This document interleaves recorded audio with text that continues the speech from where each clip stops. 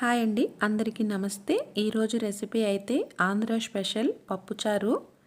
ఇదైతే వేడివేడి అన్నంలో ఈ పప్పుచారు వేసుకుని ఏదైనా నాన్ వెజ్ ఫ్రై కానీ వెజ్ ఫ్రై కానీ సైడ్ డిష్గా పెట్టుకొని తింటే సూపర్గా ఉంటుంది.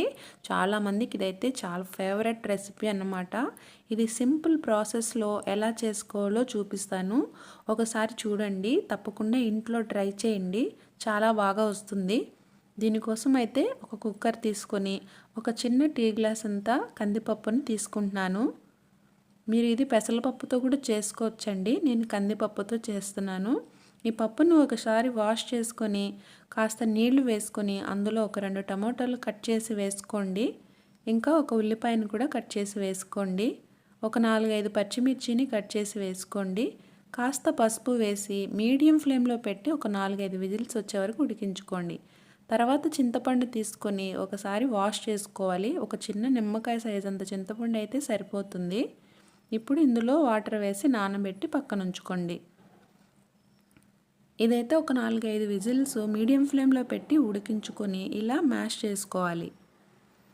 పప్పుగుత్తితో ఇలా బాగా మెత్తగా మ్యాష్ చేసుకోవాలండి. మీడియం ఫ్లేమ్లో పెట్టుకోవడం వల్ల మెత్తగా ఉడుకుతుంది. ఇప్పుడు కొంచెం కరివేపాకు, కొంచెం కొత్తిమీర, కాస్త కారం వేసుకోవాలి. ఆల్రెడీ మనం పచ్చిమిర్చి వేసాం కదా, చూసి వేసుకోండి కారం.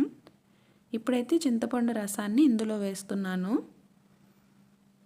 ఇందులో ఇప్పుడు మనకు సరిపడా వాటర్ని అయితే వేసుకోండి.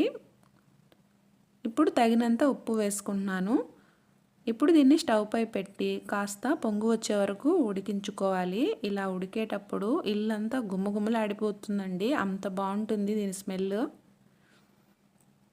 ఇలా ఉడికిన తర్వాత వేరొక ప్యాన్ తీసుకొని అందులో 1 టేబుల్ స్పూన్ ఆయిల్ వేసుకొని పోపు దినుసులు వేసుకోవాలి. జీలకర్ర, ఆవాలు, పచ్చిశనగపప్పు, మినప్పప్పు ఇవన్నమాట.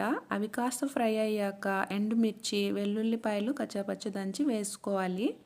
ఇప్పుడు ఇందులో ఒక ఆనియన్ని చిన్నది తీసుకొని కట్ చేసి వేసుకోండి.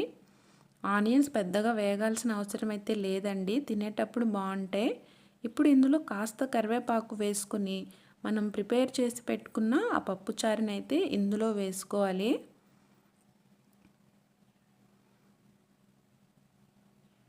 చాలా టేస్టీగా ఉంటాయండి, తప్పకుండా ట్రై చేయండి. దీంట్లోకి అయితే చికెన్ ఫ్రై, ఆమ్లెట్ ఇవి అయితే సూపర్ కాంబినేషన్ అని చెప్పచ్చు.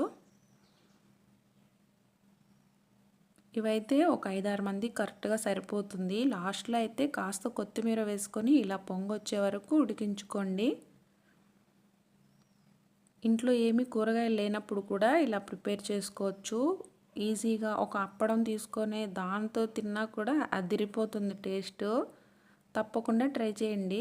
ఈ వీడియో నచ్చితే తప్పకుండా నా ఛానల్ని లైక్ చేయండి. ఇంకా కొత్తగా చూసేవాళ్ళు అయితే సబ్స్క్రైబ్ చేసుకోండి. Thank you.